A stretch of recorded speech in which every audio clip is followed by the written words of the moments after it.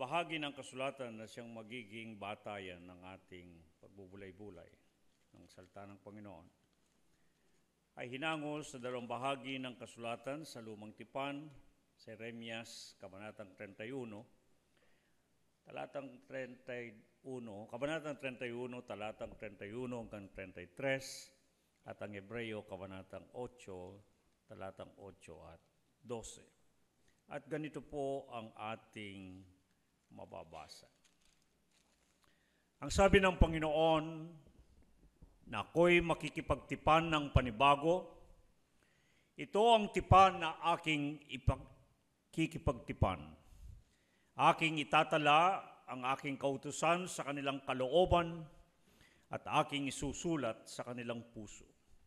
At ako'y magiging kanilang Diyos at sila'y magiging aking bayan. Sapagkat sa pagkakita ng kakulangan sa kanila ay sinabi niya, narito dumarating ang mga araw, sinasabi ng Panginoon, na ako'y gagawa ng isang bagong pakikipagtipan sa sambahayan ni Israel at sa sambahayan ni Huda. Hindi ayon sa tipan na aking ipinakipagtipan sa kanilang mga magulang, ng araw na sila'y aking tangnan sa kamay, upang sila'y hatid sa labas ng lupain ng Ehipto, sapagkat sila'y hindi nanatili sa aking tipan. At akin silang pinabayaan at sinabi ng Panginoon, sapagkat ito ang pakikipagtipang aking gagawin sa sambayan ni Israel. Pagkatapos ng mga araw na iyon, sinasabi ng Panginoon, ilalagay ko ang aking mga kautusan sa kanilang pag-iisip at sa kanilang mga puso'y aking isusulat ng mga ito, at ako'y magiging Diyos nila at sila'y magiging bayan ko. Dagdag nawa ng Panginoon ang kanyang pagbabasa sa atin sa pagbabasa ng kanyang salita. Tunay nga pong parang kami mga usang tigib sa uhaw. Nauuhaw ang aming mga kaluluwa sa iyo, Panginoon. Nauuhaw kagaya ng usang pagod na pagod at naghahanap ng sariwang tubig ng batisan. Sa umaga pong ito, narito kami. Kinauuhawan namin ang iyong presensya sa aming kalagitnaan.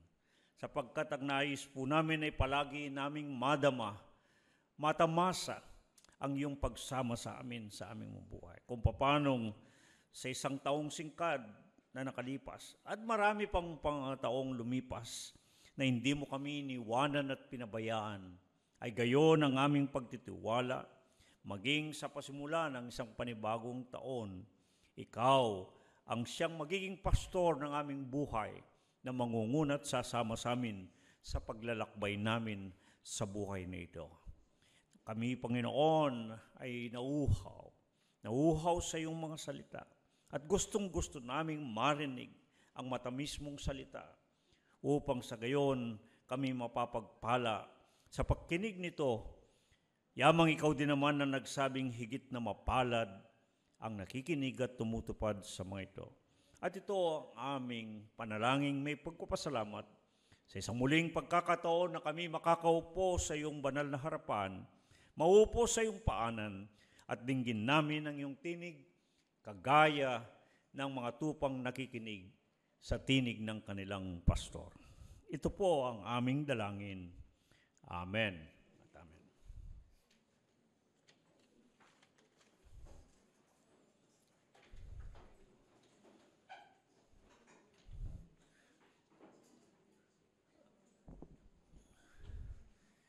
Napakabihira ng pagkakataon na ang unang araw ng isang bagong taon ay tumama sa araw ng Linggo na siyang ating araw ng pakikipagtipan na muli sa Panginoon. Ang ating pagtitipon sa pangalan ng Panginoon. Kung merong maganda at tama na pagpapasimula ng bagong taon, ay ang pagpapasimula na magsimula tayo sa Kanya na siyang nagbibigay sa atin ng panibagong taon. Sapagkat alam natin na ang Diyos ang nagtakda ng mga araw at ng mga buwan at maging ng mga taon. Para sa ating aralin na pagkain na ating pagbubulayan sa umaga ito, na hinango dito sa dalawang bahagi ng kasulatan sa unang tipan, ang Jeremias, Kabanatang 31 hanggang 33, at ito din naman ay sinipi at natala sa ikalawang tipan, sa Hebreo, Kabanatang 8, talatang 8 hanggang 12.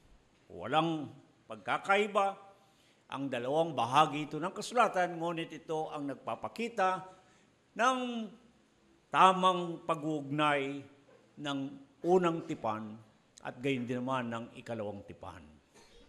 Sapagkat may mga pagkakataon ang iba'y naniniwala na ang lumang tipan ay lumipas na.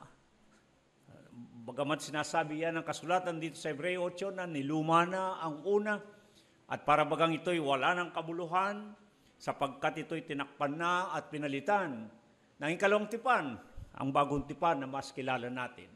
Ngunit sa pagkakataong ito ay makita natin kung paano ang ugnayan ng dalawang tipan na ipinakipagtipan ng Panginoon sa kanyang bayan, sa kanyang kawan. Ang unang tipan at ang ikalawang tipan. Napag-usapan na natin sa mga nakaraan kung paano napakahalaga sa atin, lalo na dito sa kawan ng Panginoon, ang usapin tungkol sa tipan. Sapagkat ang sentrong turo natin, ang ating batayang katuruan ay mayroong kinalaman sa tipanan na ugnayan, covenantal relationship. Yung ugnayan na pinagtipanan, relasyon sa Panginoon, sa pagitan ng Panginoon at ng kanyang bayan.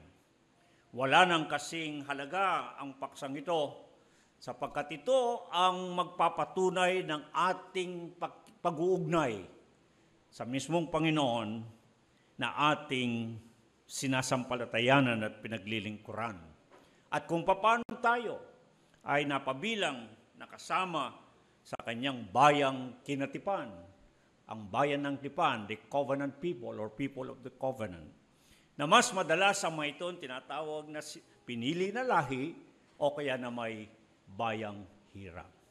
Napag-usapan na din natin sa maraming pagkakataon at paulit-ulit nating iginigiit na ang ugnayan na ito sa pagitan ng Panginoon at ng kanyang bayan ay palaging natatanging inalalarawan sa ugnayan ng pastor at ng tupa.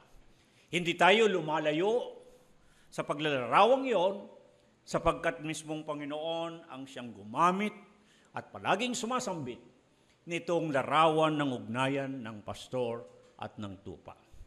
Naniniwala tayo na tayo'y tama sa ating pinaninindigang pananampalataya sapagkat masusumpungan natin, kagaya ng ating mga natuklasan na sa mga nakaraan, kung paano ang Panginoon mismo ay inako niyang titulo bilang pastor, samantalang ang mga taong kanyang hinirang na bayan ay tinuturing at inaangkin naman niyang mga tupa sa kanyang pastulan. Napatunayan na rin natin sa maraming pagkakataon, mula Genesis hanggang Apokalipsis, ang nakakalat at malaganap na mga talatang batayan sa Biblia na kung saan ang pagpapastor ng Panginoon at ang pagiging tupa ng kanyang mga piniling tao, ang kanyang bayan at kanyang kawan, ang siyang sa kabuuang kalamnan ng banal na kasulatan. Kaya tayo ay nananatili at mananatili dito sa larawang ito ng ugnayan sa pagitan ng Panginoon at ng kanyang bayan o ng kanyang kawan. Sapagkat madalas, ang bayan ng Panginoon ay tinatawag ng kawan ng Panginoon. Hindi mapapag-alinlanganin ang bagay na iyon nang dahil nga sa ginagamit na larawan ng pastor at ng tupa. Ang larawan ng ugnayan ng Panginoon at ng kanyang bayan. Sa mga nakaraan din nating natuklasan ay itong Panginoon at yaong kanyang bayan o kanyang kawan. Itong mga taong bumubuo ng bayang Hirang ay sila ang pumasok at napaloob sa isang tipanan, Berith sa wikang Hebreo at diatheke naman sa wikang Grego. At ang tipanan na ipinakipagtipan ng Panginoon sa kanila ay isang tipanang walang hanggan. Olam Berith, everlasting covenant. Walang katapusan, walang hangganan. Kaya ito ang binibigyan natin ng kaukulang kahalagaan dito sa kawan ng Panginoon. Itong tipanan na ugnayan sa Panginoon o covenantal relationship. Walang pag-aalinlangan nang dahil dito, nasumpungan natin sa mga maraming bahagi ng kasulatan, ang Panginoon at ang kanyang bayan ay magkatipanan. Sapagkat sila ang nagtipanan ng isang tipan na walang hanggan. Mahalaga sa atin ang tipan. Ang tipan na ipinakipagtipan ng Panginoon. Sapagkat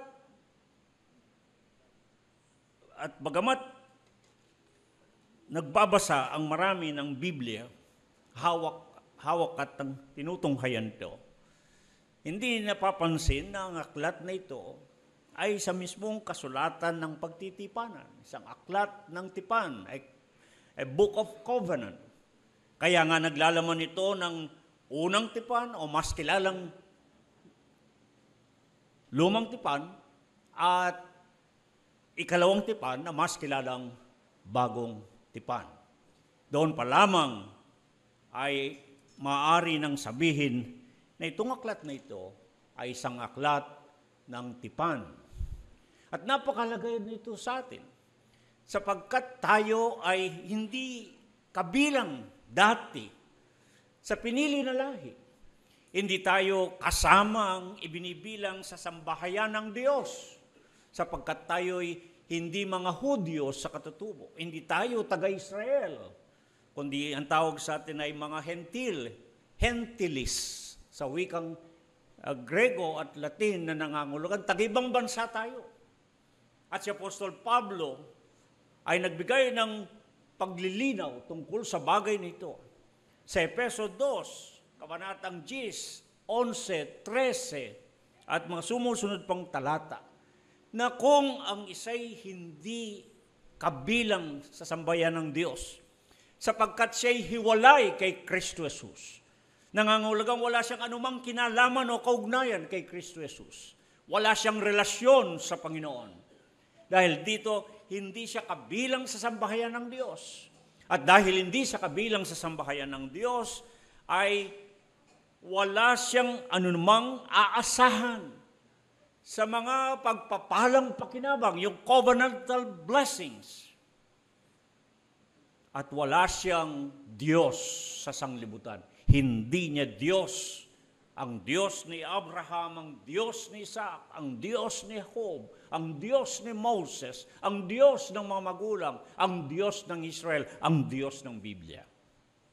Kaya napakahalaga na ating maugat kung paanong tayong mga hindi Hudyo na katutubo, hindi taga-Israel, tayong mga Hentil, tayong mga taga-ibang bayan, kung paanong tayo ay maaring nakasali nang dahil sa kabutihan ng Diyos, nang dahil sa kanyang kahabagan, nang dahil ang Diyos mismo ang siyang may pagnanasa at kalooban ng bagay na ito. Dahil dito, ang paksang ating pag-uusapan sa ating aralin na pagkain, ay pag-usapan natin ang batayan ng tipanan. Ano bang batayan ng tipanan? Paano ba na mapapatunayan na ang isa ay kasamang kabilang sa mga kinatipan ng Panginoon? Paano bang mapapatunayan o magkakaroon ng patutuo ng isa'y totoong mayroong relasyon sa Panginoon? Ang paksang pinamagatan sa ating araling pagkain sa umagang ito ay tinawag kong puso na puro. Bagong batayan sa bagong tipan. Puso na puro. Bagong batayan sa bagong tipan. Talastas na natin sa ating mga pagsisiyasat na bagaman ang Panginoon at itong kanyang bayang hirang ay naging magkatipanan. Ngunit maraming bahagi ng kasulatan ang sumasaksi at nagsasabi na nagkaroon ng pagsira ng tipanang iyon na namagitan sa Panginoon at ng kanyang bayan. Ang maraming nagsipagsalita nito ay ang mga propeta ng Diyos na sa pamagitan ng kanilang mabibig ay kanilang isiniwalat kung paanong ang bayan ng Panginoon ay sumira ng tipan ng Panginoon. Subalit, ang magandang bagay, sapagkat ang tapat ang Diyos sa kanyang tipan, hindi niya kinalilimutan ang kanyang tipan. Mababasa niyo palagi ang sinasabi, sa kabila ng pagkakasala, at dapat na kanyang parusahan ang kanyang bayan. Subalit kapag sumagi sa kanyang alaala, sa kanyang isipan ng Diyos, inaalala niya ang kanyang tipan kay Abraham. Inaalala niya ang kanyang tipan kay Isaac. Inaalala niya ang tipan niya kay Jacob. Ang Diyos ay tapat na tutup din kung kano ang kanyang ipinangako sa kanyang tipan. Sa kabila ng kanyang bayan ay madalas na nagiging mapaghimagsik. At maraming talata tayong mababasa at yan kabahagi ng ating aralin ngayon, ng kanilang puso ay naging matigas na kagaya ng tigang na lupa. Ang kanilang puso ay palaging naging matigas at mapaghimagsik laban sa Diyos. Sa talatang batayan na ating pinag-uusapan, malinaw na ang mismong Panginoon, pagkasira ng tipan ay pinakipagtipan niya. Nang dahil sa kakulangan, ang sabi diyan sa Hebreo, kakulangan ng mga taong kanyang kinatipan. At dahil nasumpungan ng Diyos ang kanilang kakulangan, magsasagawa ng panibagong pakikipagtipan ang Diyos. At ito ang tinatawag natin the New Covenant, ang ikalawang tipan, sapagkat yung una ay niluma. Anong mapapansin natin? Tanging mapapansin dito sa pagpapanibago ng tipan. Ang sabi ng talatang batayan natin, Jeremias 31, 34, ang tipan na pinagtipan nitong Panginoon ay kanilang sinira. Kaya nga ang mismong Panginoon ay makikipagtipan ng panibago. Sa Hebreo 8:12, pagkakita ng kakulangan sa kanila, ang Panginoon ay gagawa ng isang bagong pakikipagtipanan. Lubhang napakahalaga sa atin, mga pinakaibig ng mga kapatid, ang bagong tipan. Sapagkat dito, tayo ay naisaling na ibilang sa mga kinatipan ng Diyos. Ngunit, ano ang batayan? Paano magkakatotoo at maging papaano patotohanan na tayo nga ay kasamang kabilang na sa tinipang bayan ng Diyos? Paanong mapapatotohanan na tayo nga ay mayroon na nitong tipanan na ugnayan, itong covenantal relationship, itong relasyon sa Panginoon? Kailangan may prueba, kailangan mayroong ebidensya. Ano ang tunay na patunay na maaaring masabi, maangkin ng isa na siya'y sa Panginoon, na siya'y may relasyon sa Panginoon, na siya'y nabubuhay, na hindi hiwalay, kundi nakaugnay sa Panginoon? Paanong maaaring sabihin ng isa na siya'y kabilang sa bayang hirang ng Diyos, kasali na sa sambahayan ng Panginoon, at makakaasa na ng mga pagpapalang pakinabang, yung covenantal blessings na sinasabi ni Apostol Pablo sa Efeso 2. Marami po kasing umahawak ng Biblia, lalo na itong walang pag-aalinlangan, itong bagong taon. Tiyak na ang kukuning talata ay yung sa Jeremias na nagsabi na nalalaman ko ang aking layon para sa inyo, ang aking panukala. Hindi panukala sa inyo ikasasama, kundi kanyang ikabubuti. At madalas na hinuhugot ang maraming mga talata sa Biblia, lalo na yung may kinalaman sa pagpapala. Blessings. Ang Biblia ay maliwanag. Ang mga tipan ay sa bayan ng Israel. Hindi tayo kasali sa tipan noong una. Sa kanila rin ang Kristo nanggaling, ang Mesyas ang tagapagligtas. Sa kanila ang mga magulang, sa kanila si Abraham, sa kanila si Isaac, sa kanila si Jacob, sa kanila si Moses. Hindi atin sila. Alam po ninyo nung kami, mga bata, pag manalangin yung mga matatanda, hindi ko makakalimutan, ang pasimula palagi ng panalangin, O Diyos ni Abraham, O Diyos ni Isaac, O Diyos ni Jacob. Hindi ba natin napapansin? Sa kanila yung Diyos, hindi sa atin. Diyos yun ni Abraham, Diyos yun ni Isaac, Diyos yun ni Jacob, Diyos yun ni Moses. Kaya ang sabi ng Efeso 2, wala kayong pag-asa, wala kayong Diyos sa sanglibutan. Dahil hindi natin Diyos ang Diyos ni Abraham, ni Isaac, ni Jacob, at ni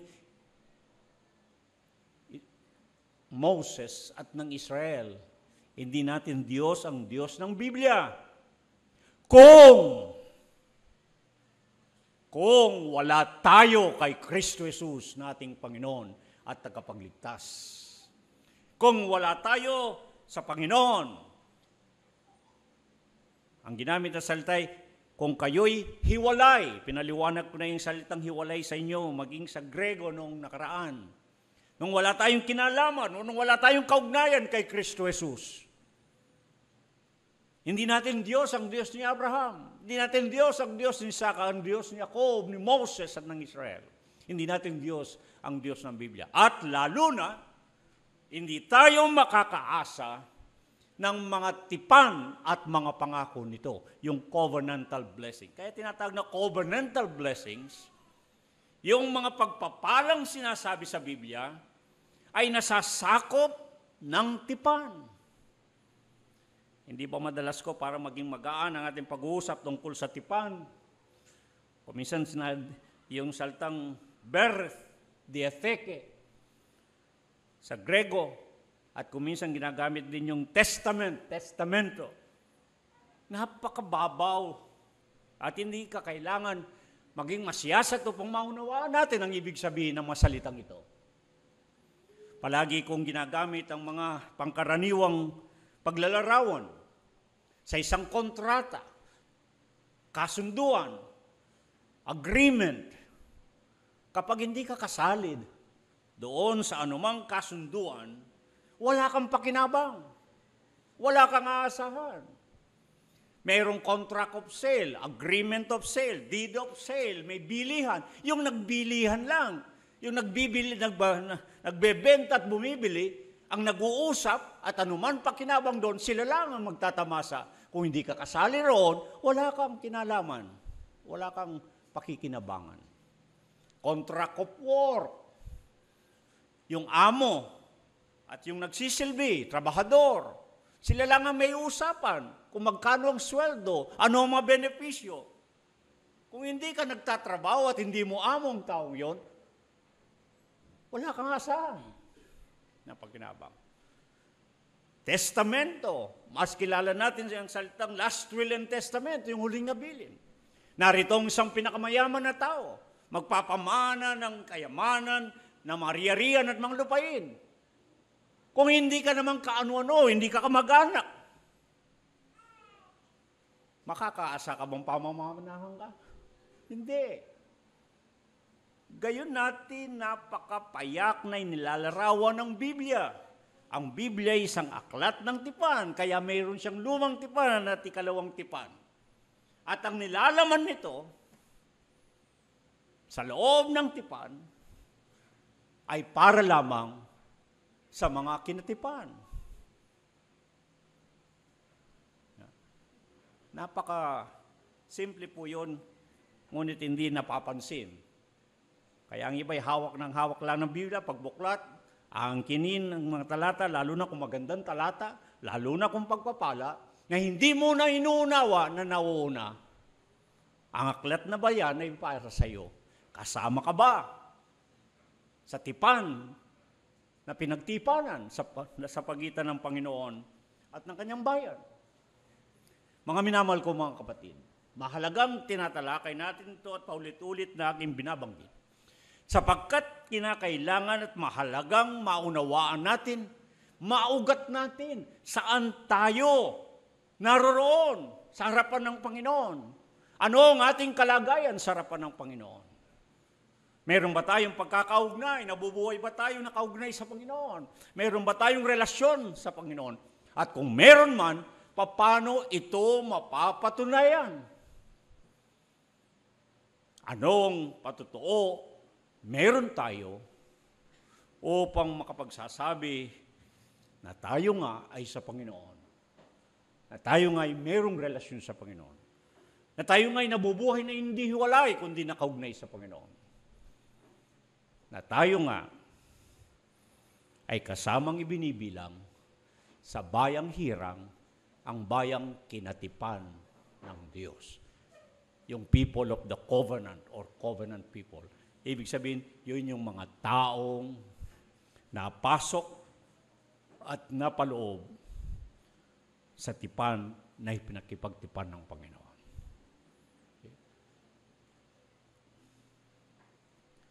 Pag pinag-uusapan natin ang relasyon sa Panginoon,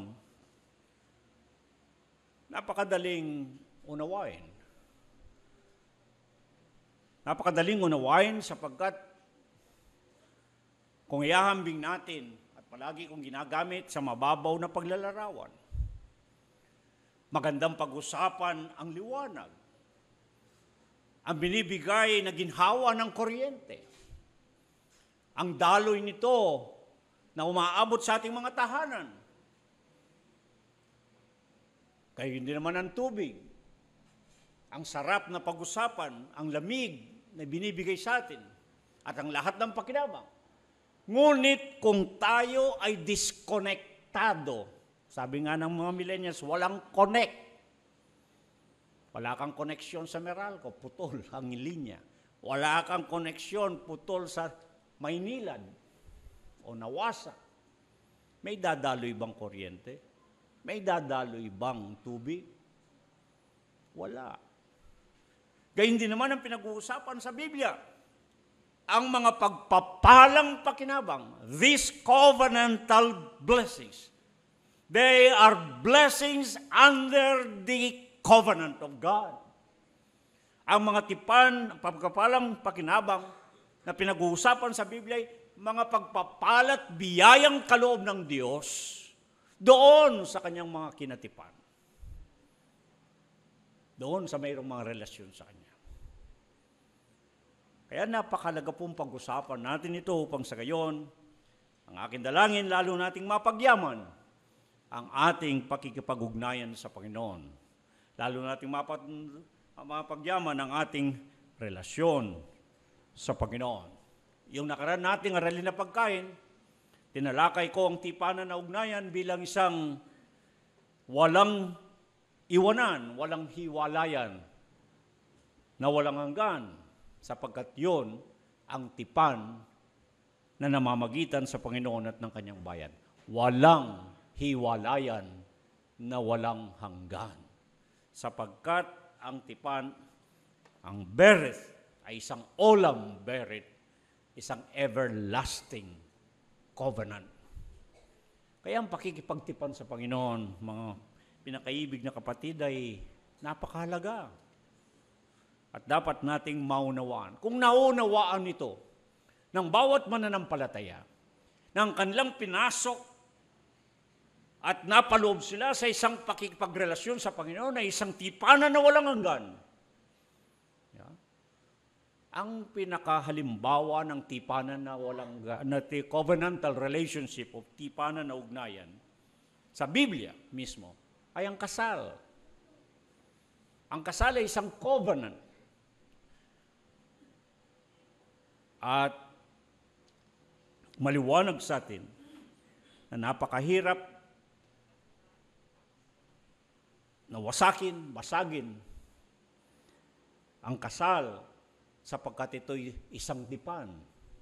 Bagamat nakakalungkot sa ating panahon, marami na tayong batas ngayon na isinababatas na nagpagaan ng paghihiwalay ng mag-asawa, ng pagbubuwag ng kasal.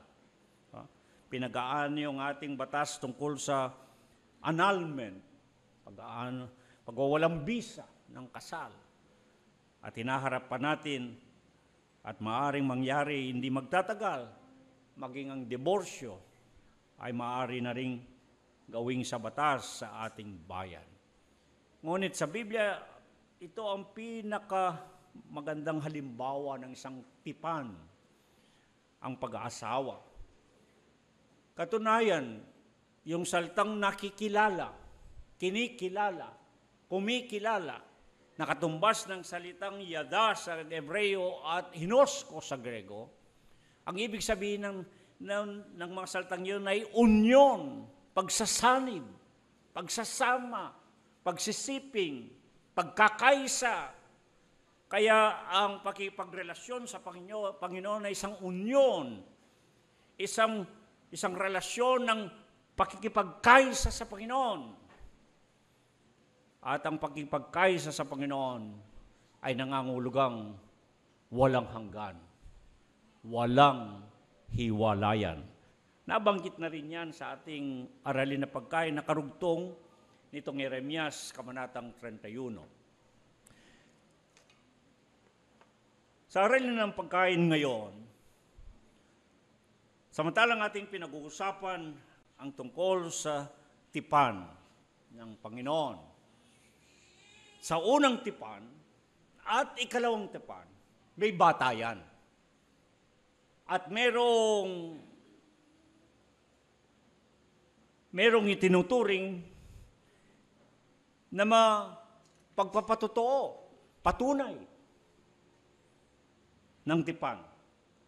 Kaya nga inuulit ko, ang ating paksang pinag-uusapan ay pinamagatan kong puso na puro. Bagong batayan ng bagong tipan. Nang isagawa ng Panginoon ang panibagong pakikipagtipan, sapagkat sinira nga nilang tipan, sinabi niya, isasagawa niya ang pakikipagtipan panibago at isusulat sa kanilang puso ang kanyang kautusan. Natatandaan ninyo ang Israel nang makipagtipan ang Diyos sa kanila. Saan isinulat ng Diyos ang kanyang kautusan, na sinulat mismo ng kanyang daliri. Ang sabi ng Exodo, sinulat ng daliri ng Diyos sa tapyas ng mga bato, sa Exodo 24:12. At natatandaan ba ninyo ang kasaysayan? Na yun ay winasak ang mga batong yun na pinagsulatan ng kautusan ng Diyos nang sila'y sumamba ng ibang Diyos doon sa ilang. Kaya nangailangan sinulat uli ng Diyos sa ikalawang pagkakataon ang kanyang kautusan. Pinaliwanag ko sa inyo, may kaugnayan nung ang ating Panginoon ay tinanong, ano ang pinakamahalagang utos? At gayon din naman ang siya'y tanungin upang hulihin siya. Subukin kung ano ang kanyang sasabihin. Nang nahuli nila ang isang babaeng nangangalunya at tinanong kung anong gagawin. Anong ginawa ng ating Panginoon? Sumulat siya ng kanyang daliri sa lupa at sumulat siya ng 2 ulit. Hindi pinapansin nyo ng mga nagbabasa ng Biblia. Bakit siya yumuko at sumulat ng daliri niya at sumulat siya ng 2 ulit? Kung paano ang Diyos sinulat niya ng kanyang daliri ang kanyang kautusan ng 2 ulit. May magandang pag-usapan yung mga bagay na kuminsan hindi pinapansin, ngunit may malalim na katotohanan may ibig ipabatid. Sa pagkakataong ito, sa panibagong pagkikipagtipan ng Diyos, ang sabi, isusulat niya ang kanyang kautusan hindi na sa tapyas ng bato, kundi sa pitak ng puso.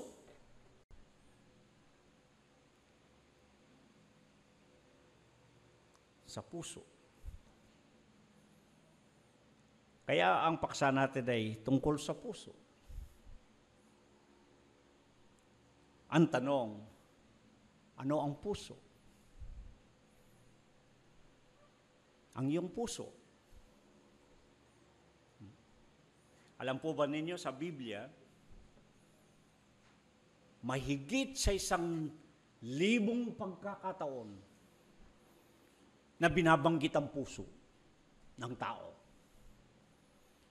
Mahigit sa 1,000 pagkakataon, paulit-ulit na sinasambit ang puso ng tao, na para bagang ipinapahiwatig na ang puso ng tao ay pinakamahalagang paksa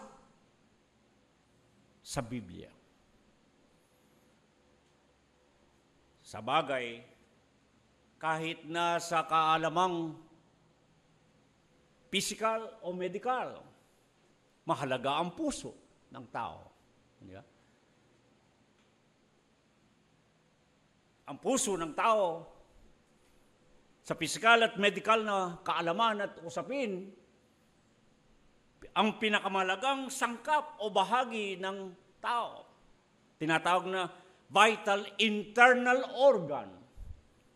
At siya ang sentro. Kaya maging ang pagkakalagay, kung tignan ninyo sa anatomya, ay nasa gitna ng dibdib ng tao. Ang salitang Latin na core, C-O-R. Doon kinuha yung salitang Ingles na core, C-O-R-E, na ibig sabihin ay sentro. The very center. Sa kalamang physical, ang puso ay sentro. Sa kalamang espiritual, ang puso din ang sentro. Sa kalamang physical, ang puso ang sentro, mula diyan ay dumadaloy ang buhay. Yan. Habang tumitibok yan, habang pumipintig yan, nabubuhay ang tao. Kapag yan ay huminto ang pintig, nawawalang buhay, namamatay ang tao.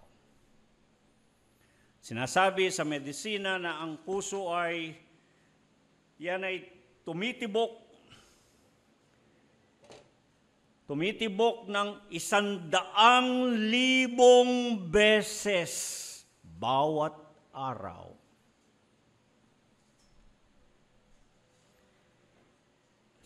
Anim na 10 beses pag nakapahinga bawat minuto. At toneladang dugo ang kanyang pinaiikot. Sa Biblia, tandaan ninyo ang sinasabi sa Levitiko, ang buhay ay nasa dugo. Levitiko 17:11. Ang buhay ay nasa dugo.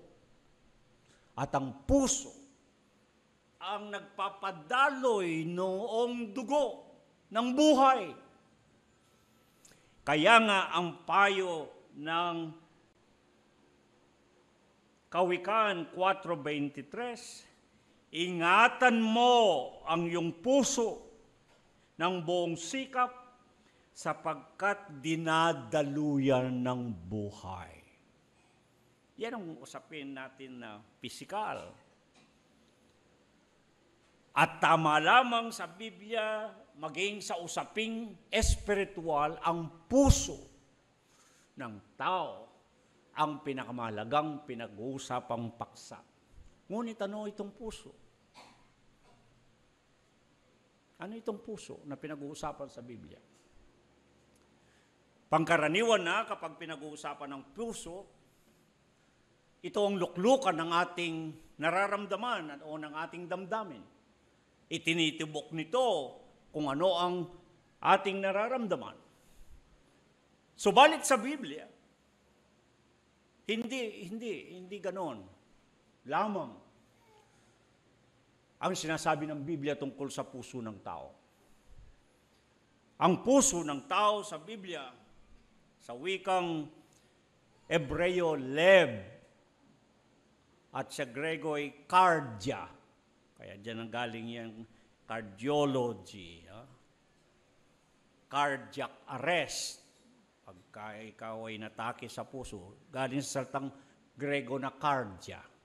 Sa Biblia, ang lev sa wikang Hebreo, cardia sa Grego o puso ng tao, ay hindi ang nalalaman natin sa ating kapanahunan na damdamin. Kundi sa Biblia, magkukulang lamang po ako ng oras para sabihin sa inyo ng halos 20 talata na ang puso ng tao sa Biblia ay iniugnay sa maraming bagay. Hindi lamang sa damdamin at kung tutusin, hindi sa damdamin lamang. Magkasya tayo sapagkat hindi natin matatalakay lahat ang sinasabi ng Biblia tungkol sa puso. May pagkakataon na bibigay ko lahat ng maraming talata kung ano ang puso na sinasabi ng Biblia. Na may kinalaman sa kaisipan, nararamdaman, kagustuhan, nasayin, at iba pang mga bagay na ang puso, ayon sa Biblia, ang siyang merong gawa ng lahat nito. Na para bagang siyang pinakasentro ng lahat. Kung paano sa kalamang pisikal, ang puso ang pinakasentro at yun ang nagpapadaloy ng buhay sa kabuuan ng tao. Ganun din naman sa usaping espiritual, ang puso na sinasabi ng Biblia ay doon nang gagaling ang lahat ng mga bagay. Magkasya muna tayo na ang ibig sabihin sa ngayon, ang puso, pag ginamit yung salitang puso sa Biblia, ay ibig sabihin yung kaibuturan, yung kaloob-looban. At merong binabanggit sa Biblia na doon sa kaloob-loobang yon, doon sa kaibuturan na yon, na tinatawag na puso ng Biblia, mayroong taong nakatago. Sapagkat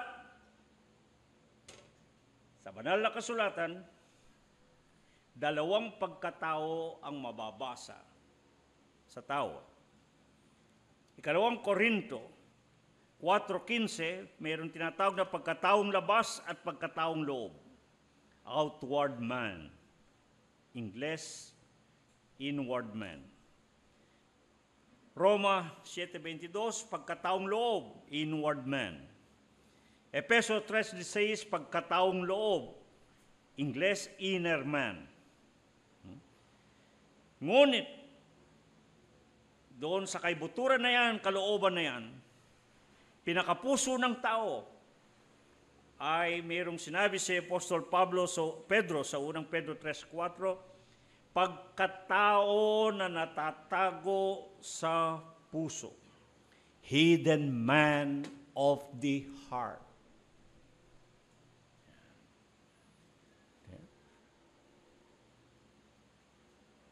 Pag tinignan po natin to, merong kayong taong panloob.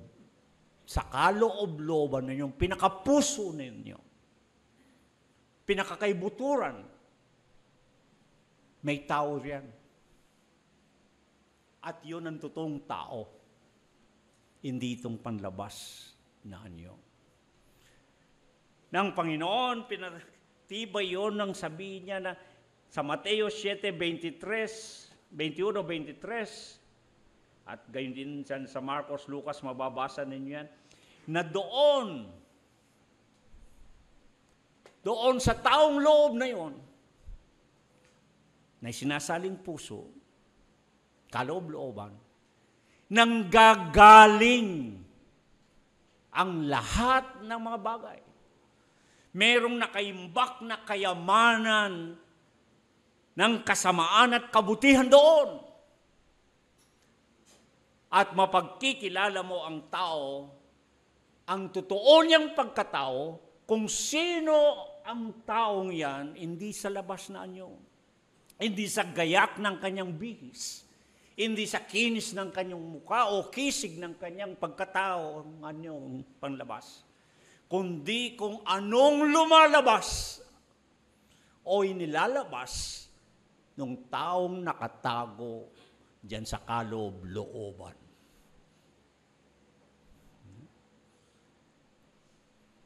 At madalas, mamamalas yon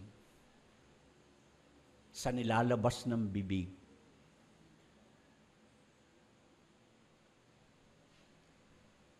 At namamalas sa gawa. Kaya sabi ng Panginoon, doon niya sinabi diyan sa Mateo 12:33, 35, 15, 19, Marcos 7:21, 21, 23, at Lucas 6:45, mapagkikilala ang puno sa kanyang bunga. Gusto niyo makilala kung sino ang tao? Ano ang totoong taong kaharap ninyo? O maging kayo, sino kayo talaga? Kung ano yung lumalabas sa inyong bibig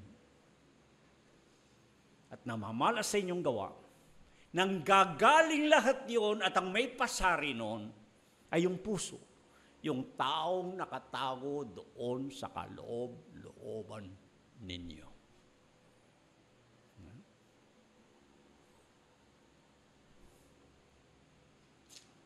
Hindi ko alam, kuminsan, kahit na ako halos pinaghihirapan kong abutin ang aking pag-iisip. Mangyari, nasanay tayo sa kaalaman na ang puso yung human organ, yung organo ng tao, yung puso na ino-opera. Di ba? Yun ang alam nating puso. Pero sa Biblia, ang tinatawag na puso ay yung may taong nasa loob natin. Si Pablo, ang sabi nga niya, itong katawang ito, anong tabi niya? Tabernakulo lang. Bahay lang ito. Sisidlan lang ito. Itong matatapik-tapik ninyong to, itong kinukurot-kurot ninyong to, itong hinihimas-himas ninyong to, itong pinagaganda ninyong to, itong ginagayakan ninyong to, kaya at binibihisan na katawan ay isang kahalamang. Kaya yung sa unang Pedro, nang sabihin niya, unang Pedro 3:4, huwag yan ang bihisan ninyo ng pahiyas. Huwag yan ang inyong pagandahin. Ang panlabas na nyo na yan. Kundi yung taong nasa sa loob. Dahil ito, ang kahang ito, sa ayaw at sa gusto ninyo, pagandahin na ninyong pagandahin, paunatin na ninyong paunatin, kukulubot yan. Malalagas ang buhok niyan. Makakalbo sa ayaw at gusto. Mawawala ng kinis yan. Bandang huli, maaagnas yan. Kakainin lamang ng uod. Magiging abulang, babalik sa alabo. Merong totoong tao na ikaw at ako, hindi yung nakikita nyo, nasa sa loob.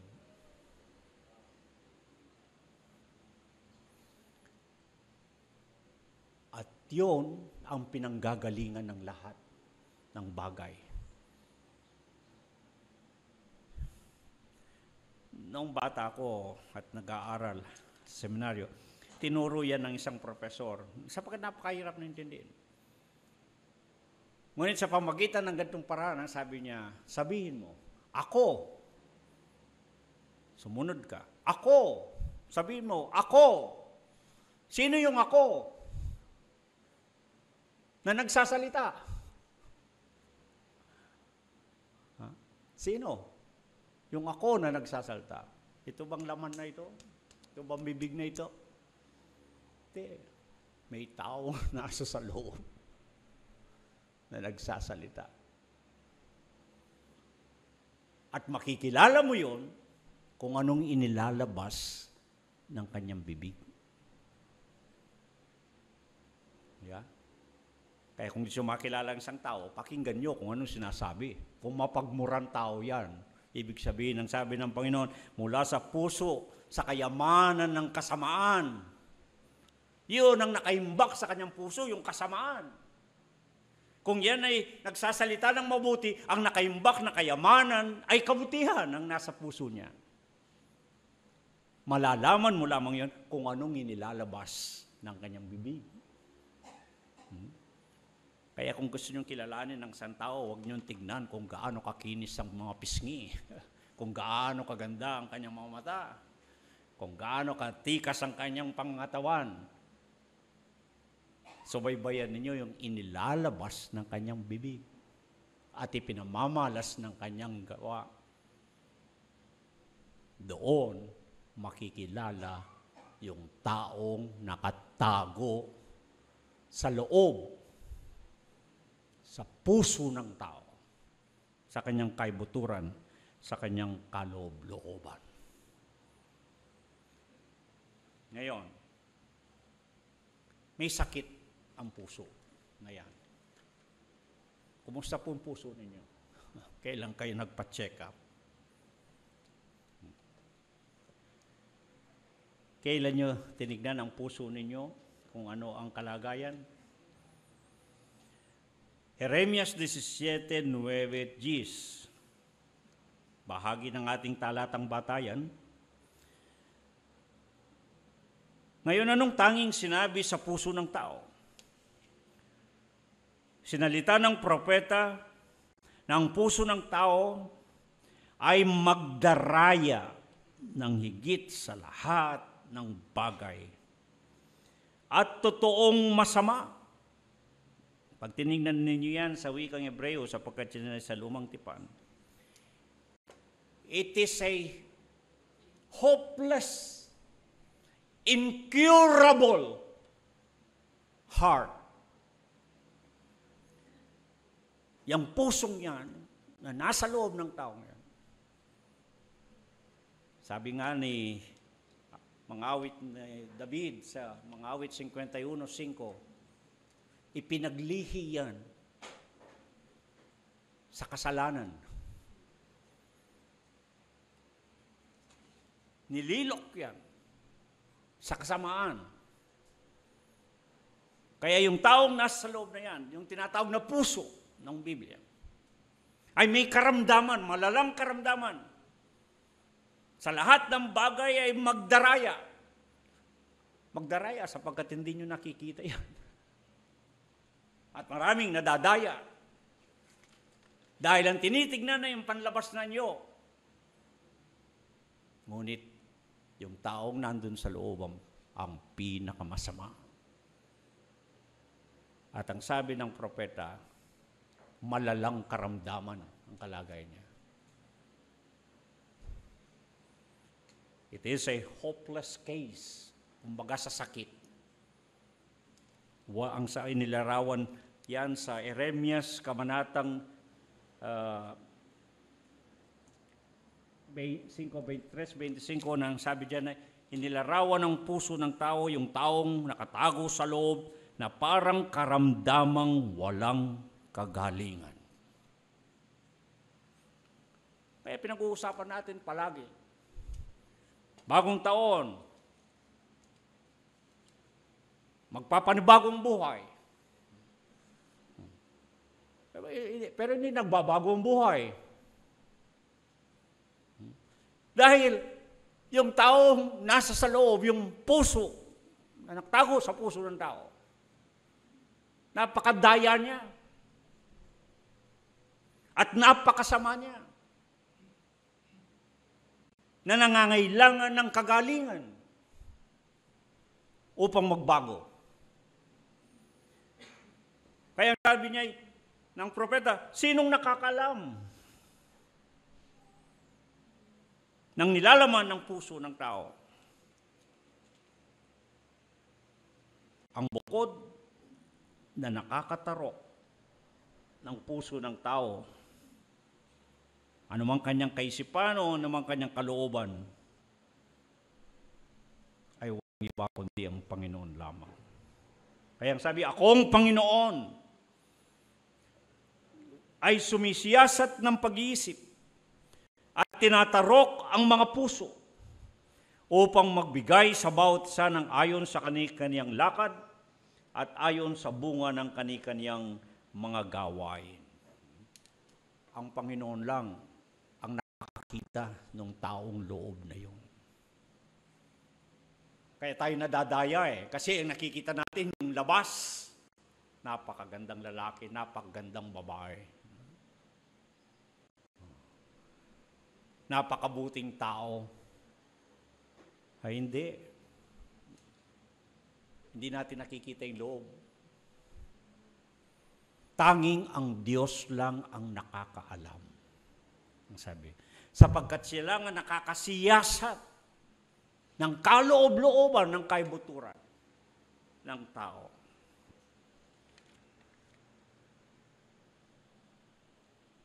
Kaya nga sa ganitong totoong kalagayan o karamdaman nitong puso, ano yung sinabi na hinihingi na gawing mangyari sa puso ng tao? Heart surgery? Nangangailangan ng puso ng tao na malala ng karamdaman? Anong hinihingi?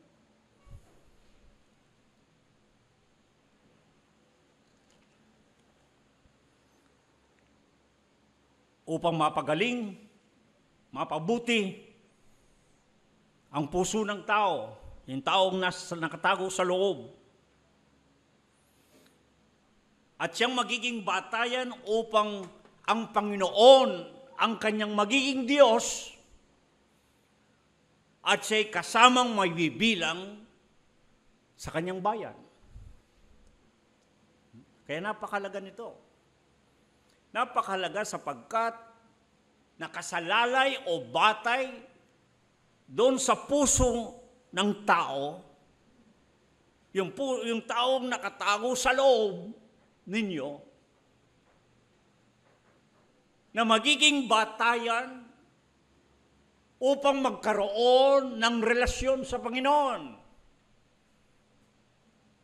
Upang ang Panginoon ang magiging Diyos mo o Diyos ko, at tayo ay magiging kanyang bayan. Batay o nakaugnay doon sa puso ng tao. Yung taong nasa sa loob.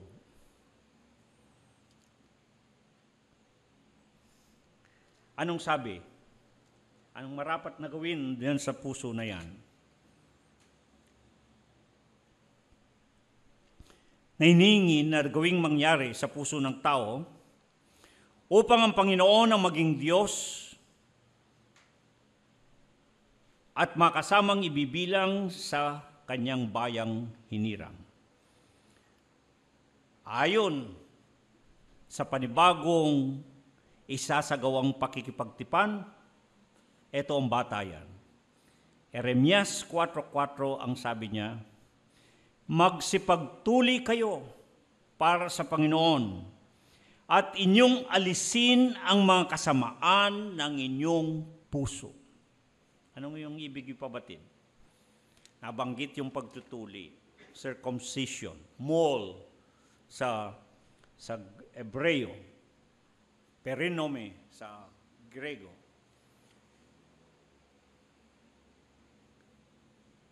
Nababanggit ang pagtutuli, circumcision, sapagkat upang maunawaan natin nang unang makipagtipan ang Panginoon,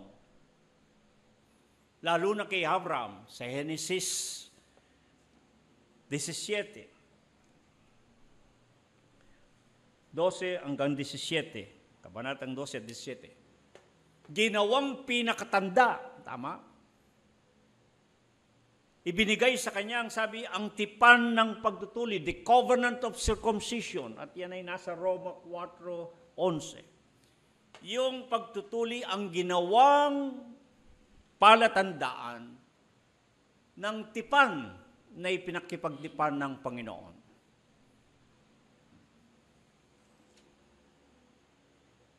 Yung pagtutuli roon, yung mul, sa Hebreo, ay ang pagtatapyas, pag-aalis ng masamang balat ng laman. At sa kaugalian ng maraming tao, bayan, bansa, maging sa atin, ginagawa yan sa lalaki. Sinuri ko bakit sa lalaki.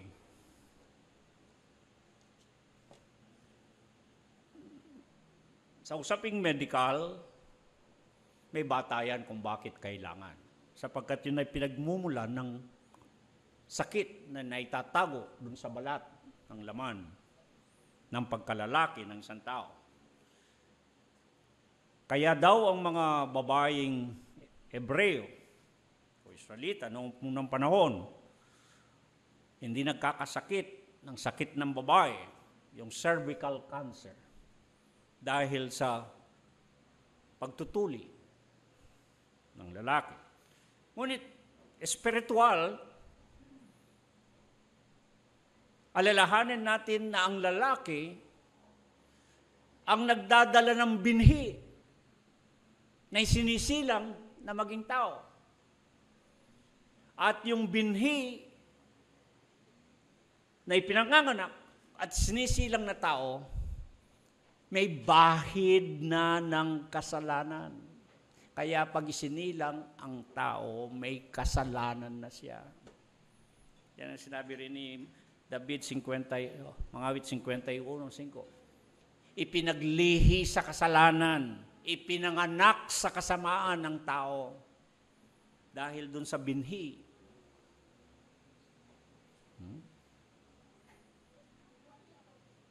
At sapagkat ang tipan ng Panginoon kay Abraham ay pagpapalain siya, pagpapalain ang mga magiging lahi niya,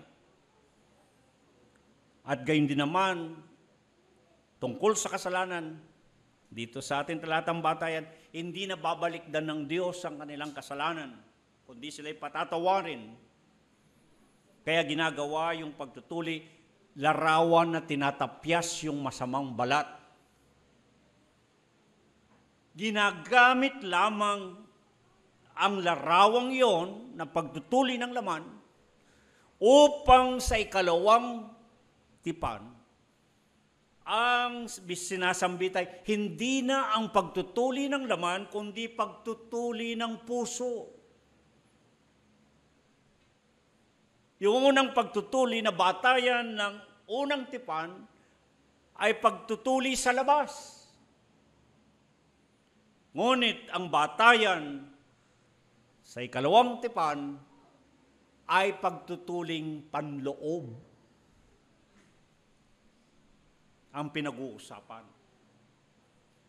Kahit naman sa lumang tipan, minamahalaga ang pagtutuli ng laman, gayon naman ang pagtutuli ng puso.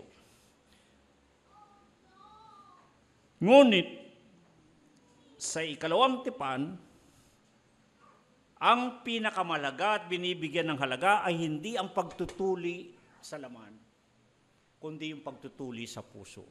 Kaya ang sabi ng Panginoon, ako'y makikipang panibago sa pagkakataong ito. Alin ang pinag-uusapan? Yung puso. Hindi itong panlabas, kundi yung panloob ang pinag-uusapan.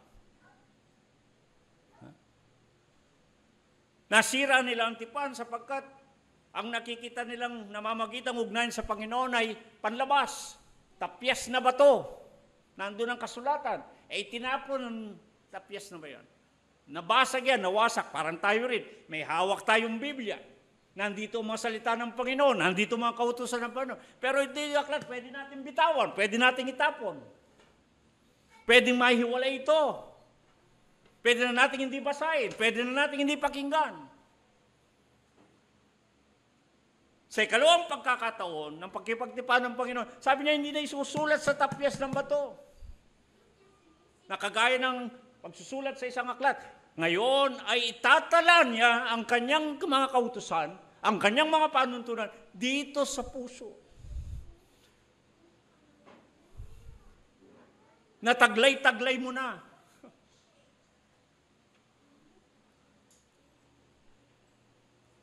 Ikabubuhay mo na. Pamamaraanan ng buhay mo. Dahil nakaukit sa pitak ng puso. Nandito sa kaloob-looban ng salita ng Diyos. Okay? Kaya siguro okay lang na hindi na nagdadala ng Biblia. Ang masama lang cellphone na ngayon tsaka iPad.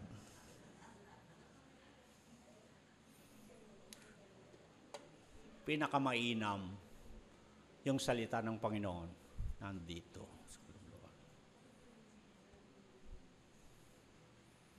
Upang sa gayon, kagaya sinabi ni David na kung yung salita mo ay nasa akin ay hindi ako magkakasala. Kung ang salita ng Panginoon ay nakaukit sa tapyas ng ating mga puso, magkakataon ay kayo'y gagawa ng kasalanan pa lamang. Meron ng bumabagabag, meron ng tumitibok-tibok, meron ka ng nararamdaman na takot, meron ka ng nakakaramdaman pangamba, meron ka ng nararamdaman na nagsasabi, wag! Wag! Dahil nakasulat sa pitak ng puso yung salita ng Panginoon. Taglay-taglay ng bawat isa kung saan man siya naroroon. Sabi, tuliin ninyo ang inyong mga puso. Paano itong pagtutuli na ito sa puso? Ang pinag-uusapan natin ay taong loob. Yung pagtutuli sa laman, pagtutuli sa labas, nagagawa yan. Inuutos nga yan sa mga Hebreo Pagdating ng 8 taon ng bata, tuliin yan. Pati ang lahat, basta dumating sa kanyang edad, tuliin yan. Panlabas na gagawa. Subalit yung pagtutuli sa loob, para magkaintindihan tayo, ang ibig lang sabihin ng salitang tuli roon, mol, perimnome sa Grego, pagtapyas. Okay? Pagtapyas, pag-alis ng masamang balat. Sa mga kapatid, ang pagtutuli ng cutting off sa Ingles. Upang sa kayo, ang ibig sabihin ng pagtutuli sa puso. Ang sinabi niya, tuliin ninyo yung mga puso ng balat ng inyong kasamaan. Ibig sabihin, maging yung puso ng tao binabalutan ng matigas na balat ng kasalanan at ng kasamaan, yun ang kailangan tapyasin. Yung kaloob-loob ang tao na naririyan ay masama, mandaraya, nangangailangan ng pagbabago. Ngunit paano mababago? Magagawa ba yan ng tao? Hindi. Kaya kahit na nung mamanata tayo, sumumpa tayo, magpasya tayo, magnasa tayo na magbago, hindi makakapagbago-bago sapagkat yung taong nasa sa loob, yung totoong ikaw, your true self is wicked and sinful. Sapagkat yung totoong ikaw ay masama. Daraya. Gustuhin mo mang magbago, nasayin mo mang magbago, hindi mo matutuli ang puso mo. Paano tatapyasin yung balat ng puso mo? Yung balat ng kasamaan, yung bumabalot na karumihan, yung bumabalot na kasalanan sa loob mo. It has to be God who will do the surgery. Sabi ni Ezekiel, tingnan niyo.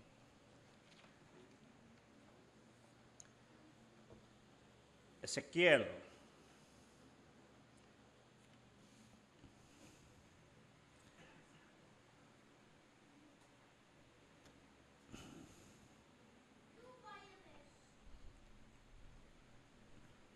Sa Jeremias 4:4, magsipatuli kayo sa Panginoon at inyong alisin ang mga kasamaan ng inyong puso.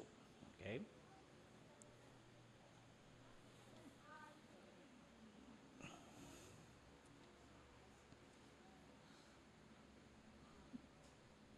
Si Ezekiel, ganito ang sinabi niya.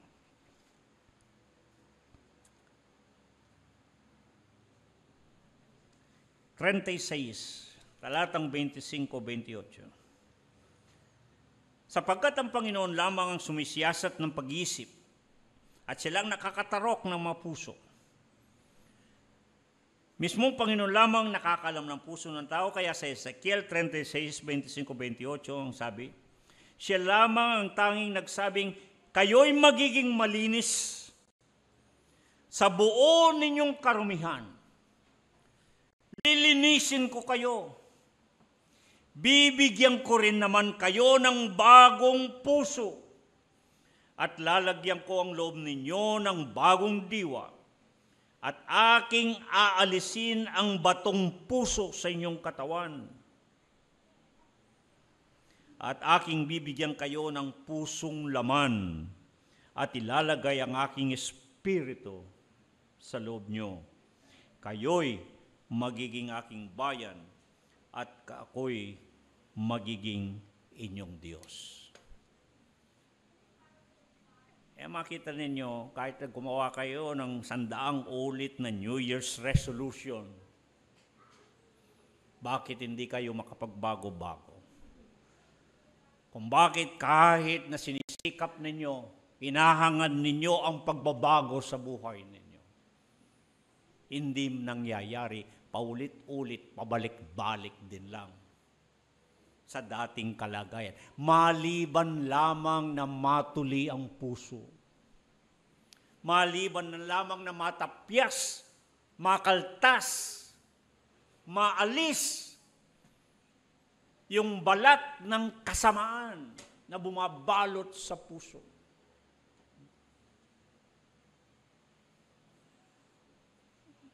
Parang kung paano yung taba na bumabalot sa puso ng isang tao, pagka yung tabang yun ay kumapal, hindi na makakahinga yung tao, aatakihin na sa puso. Parang ganun din ang inilalarawan nito, may makapal na balat ng kasamaan, ng kasalanan na bumabalot sa puso ng tao. Na kailangan matuli, kailangan maalis. At ito ang mas minamahalaga sa ikalawang tipan. Hindi yung pagtutuli sa laman, hindi yung pagtutuli sa balat ng laman, kundi sa pagtutuli ng puso ng tao. At tingnan ninyo, maging sa bagong tipan, pinaliwanag yan ni Apostol Pablo. Una, noong mga dumami na ang mananampalataya sa mga gawa, nagkaroon ng pagtatalo-talo ang mga Hudyo at mga Hentil. At ang mga nagtatalo-talo mismo ay mga apostol. Sapagkat may ilang mga apostol na nagsasabi, dapat ang mga Hentil tuliin dun sa laman kasi ang mga Hudyo tinutuli. Tutuliin ba sila o hindi sa laman? Nagtalo-talo dyan sa mga aklat ng mga gawa.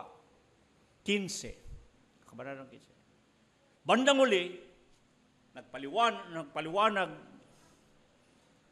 mga ilang apostol, huwag na nating gambalain ang mga Hentil. Sapagkat ang pinag-uusapan dito, sabi niya, ay hindi yung tuli at hindi tuli. Hindi yung Hudyo, hindi yung Hentil. Ang pinag-uusapan ay iisa lamang ang Diyos. Ang Diyos ng mga Hudyo at Diyos ng Hentil ay iisa. At kung paano ang Diyos tinawag niya mga Hudyo, tinawag din niya mga Hentil, walang anuman, walang halaga, yung pagtutuli sa laman. Ngunit, iginiit na mas higit ang kailangan, kung hindi kailangan ng pagtutuli sa laman, yung pagtutuli sa puso ang kinakailangan. Mababasa ninyo yan sa Roma, Kabanatang 2. Mababasa din niya, tinalakay ni Apostol, pinaliwanag niyan kung anong ibig sabihin niyan. Pinaliwanag din ni Apostol Pablo yan sa Colosas 2:11-13. Kung ano yung pagtutuli na yan ng puso. Yung pagtutuli ng puso na yon ay nangangahulugan ng isang pagpapakumbaba, kagaya ng sinasabi ng Levitico 26:4 hanggang 45, kung magpapakababa ang kanilang mga puso na dituli, ay ahalalanin ko ang aking tipan. So, ibig sabihin, ang ibig sabihin ng pagtutuli ng puso, isang pagpapakumbaba sa Diyos. At doon sa pagpapakumbabang yon, at dinaragdag sa bagong tipan yung pagsampalataya kay Kristo Jesus. Ang sumasampalataya, ayon dyan sa Colosas 2:11-13, ay itinuturing na tinuli kay Kristo Jesus. Na ibig sabihin, nalinis, natapyas ang kanyang kasalanan, nalinis ang kanyang kasamaan ng dahil sa kanyang pagsampalataya kay Kristo Jesus nating Panginoon at ating tagapagligtas. Nangyari ang pagtutuli ng puso. Paano yun mapapatunayan? Diyan sa Colosas 2:11-13, binanggit ang tungkol sa pagtuli kay Kristo ay ang pagbabautismo kay Kristo Jesus. Di ba? Gayon din ang pinapaliwanag ng Roma 6. Na yung namatay, nakakasama ni Kristo Jesus, inilibing at nabuhay na maguli tungo sa bagong buhay. Yun ang patunay ng isa'y natuli ang kanyang puso. Sapagkat siya na kay Kristo Jesus, sumampalataya kay Kristo Jesus, namatay siya sa kanyang kasalanan, inilibing iyon, ngunit bumangon na muli sa isang panibagong buhay. Doon lang mangyayari yung pagtutuli ng puso pag sumampalataya kay Kristo Jesus, nating Panginoon at Tagapagligtas.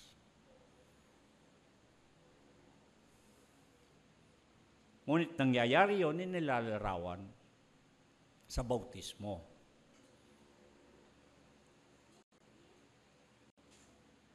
Yun ang panlabas na paglalarawan nung nangyari sa loob mo.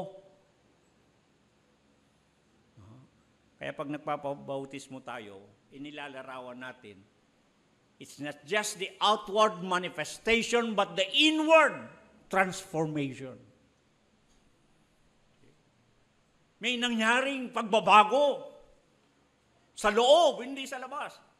Hindi yung gumandang lalaki ka, gumandang babae, naging maayos ang iyong anyo. Hindi, kundi doon sa loob ang nagpagbabago. Na ang Panginoon ang siyang makakagawa lamang. Ang makapagbibigay ng bagong puso. Ang Diyos lamang ang makapagbabago sa loob ng tao. Sa pamagitan ng pagsampalataya kay Kristo Jesus na ating Panginoon at ating tagapagligtas. Ang totoo na pagbabago, pag tinignan ninyo yung mga talatang yan, Colosas 2:11-13, Galatia 6:15, ay hindi yung pagtutuli sa panlabas, kundi sa panloob. At ang patunay nito, ang sabi nga dyan sa Colosas 2:11-13 at ang Galatia 6:15, at gayon din naman sa Galatia 3:27, hindi ang pagtutuli o ang pagtutuli o hindi ang pagtutuli ang mahalaga. Yan ay walang anuman, kundi ang bagong nilalang. Kailangan makita kung totoo na ikaw ay natuli ang puso. Kung ikaw ay natuli kay Kristo, ibig sabihin kung ikaw talagang nilinis ni Kristo Jesus, tinapyas ang iyong kasalanan, inalis ang iyong kasamaan, magkakaroon ng pagbabago at ang pagbabagong iyon ay magsisimula sa loob, hindi sa labas. At wala nang pinakamatibay na patunay, kundi yung pagiging bagong nilalang, sabi ng Galatia 3:26. Na sinangayunan ni Apostol Pablo din sa kanyang sulat sa 2 Corinto 5:17. Na sino mang na kay Kristo Jesus ay isang bagong nilalang na. Hindi siya nagkaroon ng pagbabago, kundi siya'y bago. Malaki po ang pagkakaiba nun. Kasi yung pagbabago kung minsan konti lang ang nangyayari. Ang hinihingi at sinasabi na maging matibay na patunay ng isa'y tinuli sa puso, hindi sa laman. Na totoong nagbago ay siya'y naging isang bagong nilalang. Isang bagong nilalang. Totally a new creation.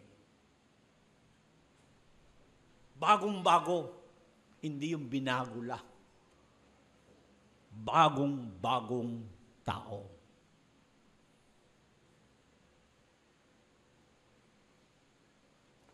Ang kawikaan, may sinabi, kung papanong sa tubig, nasasalamin ang muka. Ang puso ng tao, nasasalamin ang pagkatao. Gusto niyo malaman kung talagang kayo tinuli kay Kristo Jesus? Kayo talagang natapyasan na ng kasalanan? Talagang kayo nilinis na ng kasamaan? Na hindi na binibilang ng Panginoon ang inyong kasalanan sapagkat kayo pinatawad? Hindi na niya alalahanin? Kayo nilinis na? Kayo pinaging matuwid na? Kayo pinaging karapat-dapat sa Kanya? Dapat makita, may papagbagong nangyari sa loob ninyo. Pag wala po ang pagbabago, at kayo lang mga makakasalamin, kayo lang ang makakasalamin ng inyong puso, kagaya ng pagsalamin ninyo sa tubig, ang sabi ni Solomon sa Kawikaan. Kayo lang nakakalam, may nagbago ba sa inyong pagkatao sa loob? Madaling magbago yung anyo. Yeah. Konting pulbos, konting kolorete. Pwede nga ninyong tanggalin ng kilay, pagkatapos lapisan ninyo, lagyan nyo ng lapis. Madaling gawin ang lahat ng yan. Yeah. Namumutla ang labi, gumamit lang kayo ng kolorete, gumanda, pumula. Madaling gawin yon.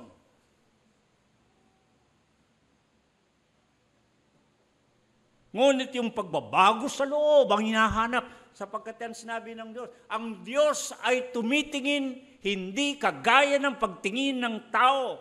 Ang tao tumitingin sa anyo, ang Diyos ay tumitingin sa puso.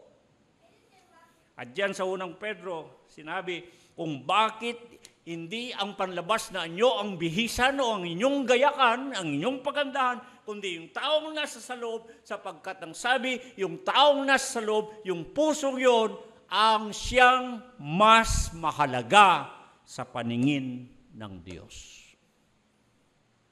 Hindi ito. Hindi itong panlabas. Kung ano yung nandun sa loob ninyo, yun ang mas mahalaga sa Diyos. At yun ang kanyang tinitingnan. Kaya, napakalagang pag-usapan ito upang sa kayong mga kapatid, sa atin man lamang sarili, huwag na nating kumbinsihin at lalong huwag nating dayahin ng ibang tao. Sa atin lamang sarili, makapagpapatotoo tayo, magiging totoo tayo. Tayo ba ay maaring makapagangkin ng Panginoon ang ating Diyos at tayo'y kasamang ibinibilang sa Kanyang bayan sapagkat tayo'y isang nagkaroon ng karanasan ng pagbabago na binago ng Diyos ang ating buhay sa pamagitan ng pagbibigay sa atin ng bagong puso. Parang heart transplant. Binago ang pusong yan. Pinalitan ng Diyos ang pusong yan na marui. Pinalitan ng Diyos yan na binalutan ng kasamaan at ng kasalanan. Naglagay siya ng bagong puso, ang sabi ni Ezekiel, at naglagay siya ng bagong espiritu. Nagkaroon ng bagong nasa, nagkaroon ng bagong haka, nagiba ang kaisipan, nagiba ang kalooban. Hindi na kagaya ng dati. Lahat ay lumipas ng ngayon. Ngayon ay naging pawang bago. Mga kapatid, seryosohin natin ito. Seryosohin natin sapagkat ikaw at ako lamang at sa pagitan ng Panginoon ang makakasalamin ng ating mga sarili. May nagbago ba sa atin? Binago ba tayo? May bagong puso ba tayo? May bagong pagkatao ba tayo? Bakit mahalaga yun? Bakit mahalaga ang bagong puso? Bakit mahalaga ang malinis na puso? Bakit mahalaga ang puro na puso? Why a clean heart? Why a pure heart? Why a new heart? Naalala ko itong talata sa Mga Awit, 24:5. Sinong ahahon sa bundok ng Panginoon? Sinong tatayo sa kanyang dakong banal? Sino? Siyang may dalisay na puso, pure heart. Yung dalisay na puso, siya'y tatanggap ng pagpapala sa Panginoon at katwiran sa Diyos ng kanyang kaligtasan. Kaya mahalaga ang dalisay na puso, ang puso na puro, ang puso na bago. Mateo 5:8, mapapalad ang mga may malinis na puso, sapagkat sila ang makakakita sa Diyos. O kung hindi bago ang puso, hindi siya puro, hindi siya malinis, paano tatanggap ng pagpapala at ng kaligtasan sa Diyos at paano makikita mo ang Diyos?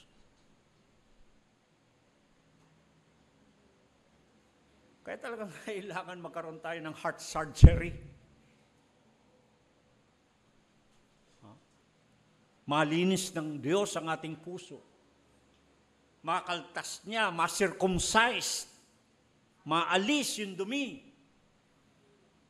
Matapyas yung makapal na balat ng katigasan.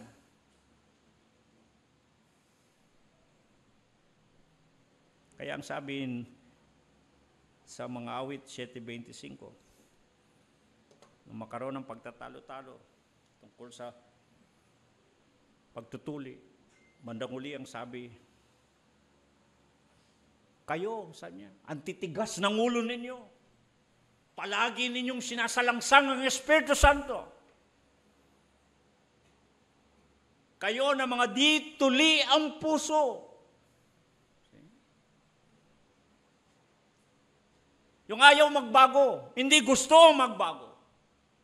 Yung walang nakikitang pagbabago sa kanila. Di tuli ang puso, ang sabi. Matitigas ang inyong ulo, sinasalangsang ninyo ang Espiritu.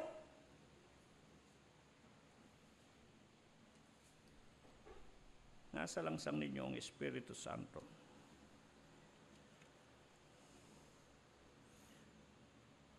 Kaya napakaseryoso nitong usapin natin, mga kapatid. Let us take it really into heart, ika nga. Talagang seryosoin natin. Talagang pag-isipan nating mabuti. Nasayin natin ng ating mga puso. Gawin natin. Kaya anong sabi ng panawagan ng Hebreo 4:7? Ay muling nagtangi siya ng isang araw, ngayon pagkatapos ng ilang panahon na sinabi sa mga awit ni David, ayon sa sinabi na ng una, ngayon kung marinig ninyo ang kanyang tinig, huwag ninyong papagmatigasin ang inyong puso. Huwag maging matigas ang ulo, huwag maging matigas ang puso. Huwag niyong salangsangin ang Espiritu Santo. Kundi mananatili kayong di tuli ang puso. Walang pagbabago, walang binago. Hindi nagkaroon ng bagong puso. Hindi nagkaroon ng purong puso. Hindi nagkaroon ng malinis na puso. Paano ka ahawon sa bundok ng Diyos? Paano ka haharap sa Panginoon? At paano ka tatanggap ng pagkapala at maging ang kaligtasan? Paano mo makikita ang Diyos? Kapagkat yung may malinis lang na puso, dalisay na puso,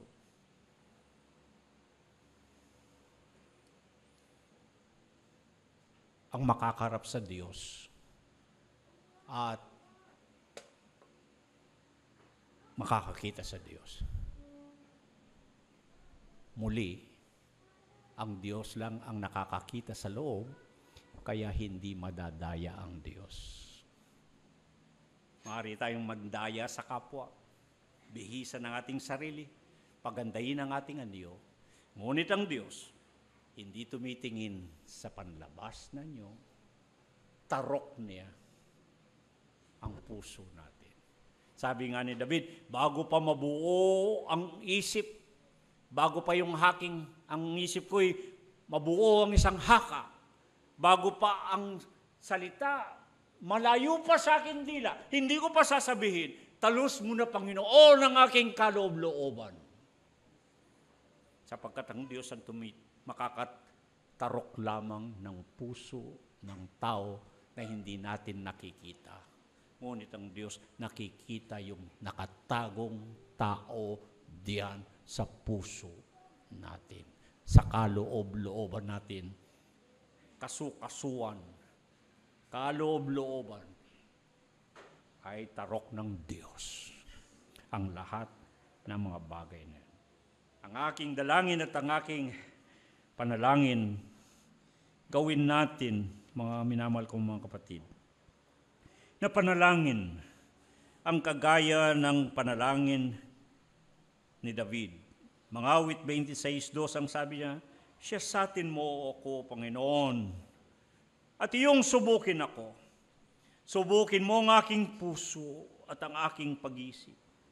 Mga awit 51:9-12, ikubli mo ang iyong mukha sa aking mga kasalanan. Huwag mong tignan ang ibig sabihin. Pawiin mo ang lahat ng aking mga kasamaan.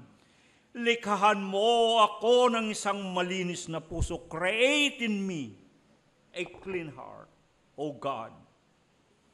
Likhaan mo ako ng isang malinis na puso, O Diyos, at magbago ka sa akin ng isang matuwid na espiritu sa loob ko.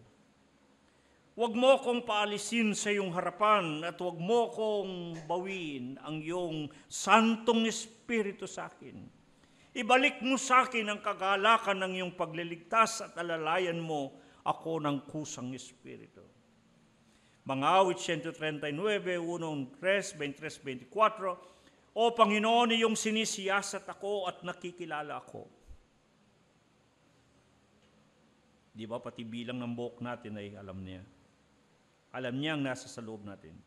Iyong nakikilala ang aking mga pagupo at ang aking pagtindig. Iyong nauunawa ang aking pag-isip sa malayo. Iyong sinisiyasat ang aking landas at ang aking manghigaan. At iyong kilalang lahat kong mga lakad.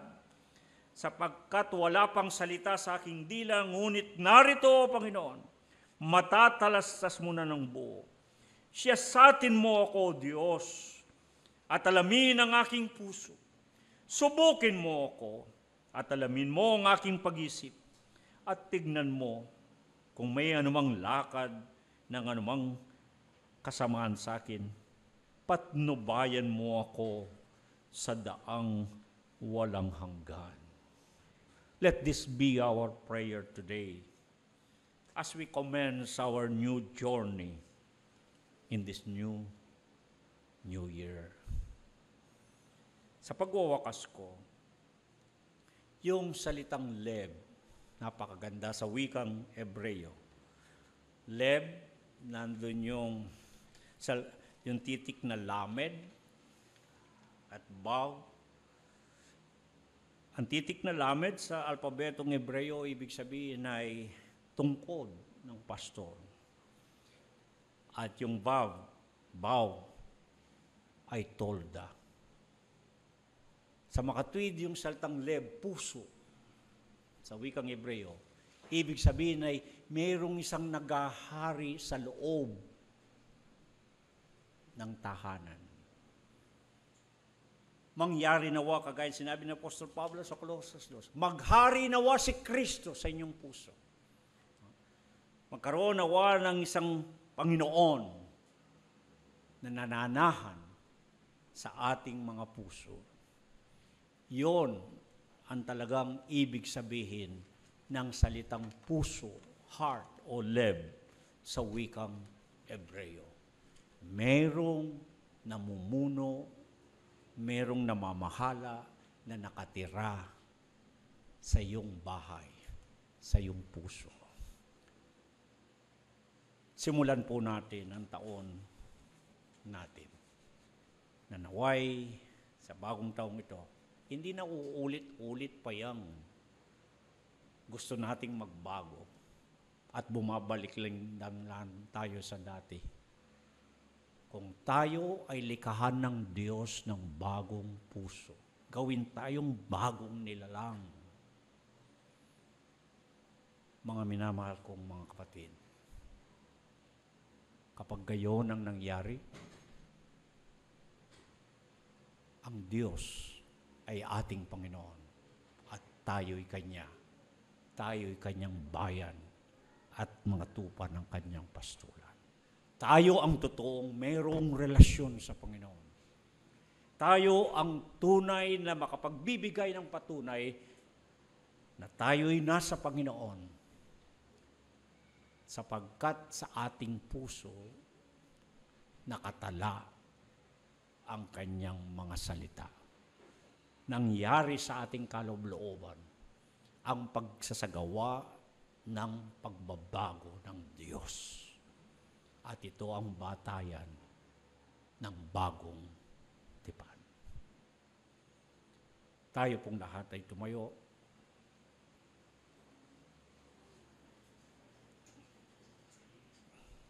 Tayo manalangin.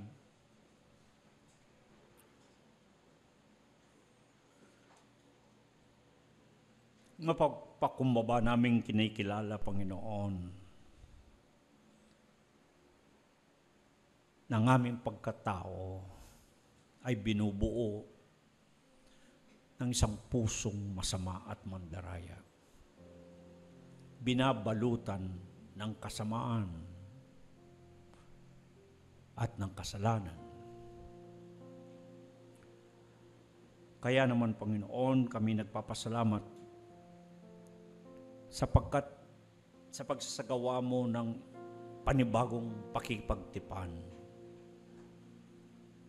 Ang inibig mo ay hindi ang panlabas na anyo ang magiging batayan, kundi ang panloob na pagbabago.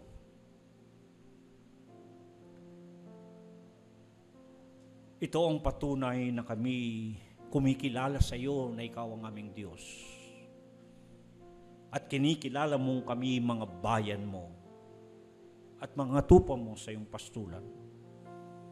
Kung mayroong pagbabagong ginawa mo sa kaloob-looban namin. Kung binago mo ang aming puso.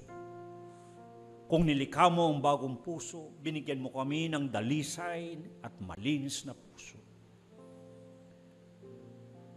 Makikita ang totoong pagbabago. Makikita na kami nga ay isang bagong nilalang.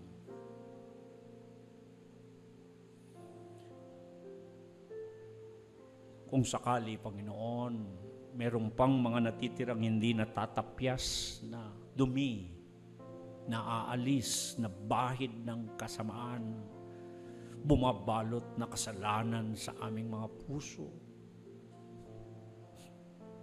Tuliin mo po ang aming mga puso.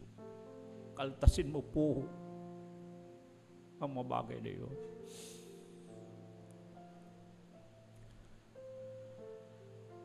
Mapagkikilala kung sino kami o ano kami. Sa pamagitan ng mga bagay na lumalabas sa aming mga bibig, ngunit nanggagaling doon sa taong nakatago sa loob namin. Mapapatutuhanan kami kay Kristo. Kami totoong Kristiyano, mananampalataya kay Kristo. Kapag nakikita sa panlabas namin anyo na merong nagbago sa loob namin. Panginoon, hindi po namin kayang baguhin ang aming sarili. Hindi namin kayang tapyasin ang aming mga puso. Hindi namin kayang tuliin ang aming mga puso. Hindi namin kayang linisin ang aming mga puso. Ikaw lamang, Panginoon, at sa pamagitan ni Kristo Jesus, na aming Panginoon at aming tagapagligtas, Sa Kanya lamang kami ay magiging bagong nilalang. Kaya naman, Panginoon, dalangin po namin. Huwag nawang maging matigas ang ulo ng bawat isa.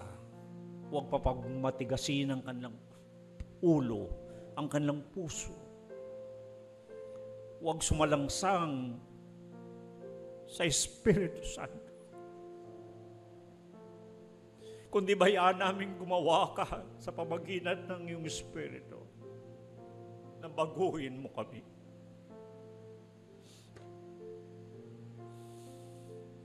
Dahil ikaw lamang makapagkagawa ng pagbabagong ito.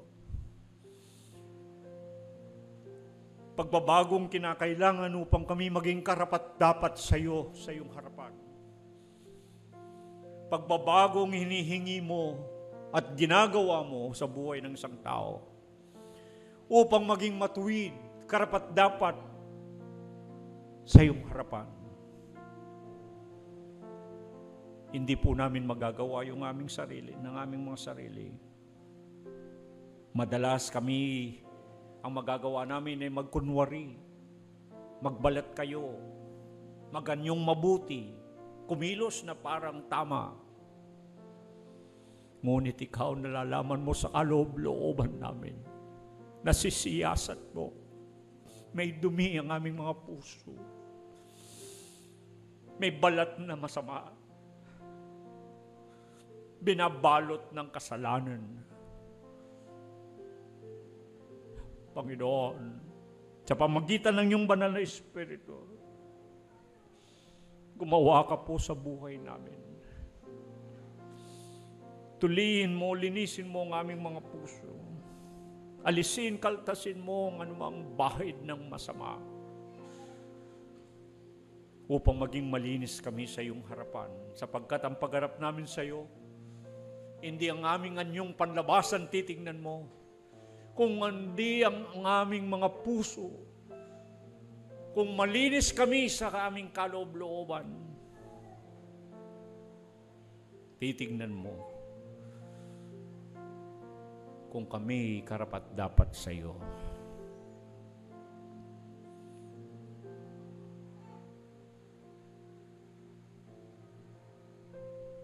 Gawin mo nga po ito, Panginoon, ang pagbabagong ito sa buhay namin.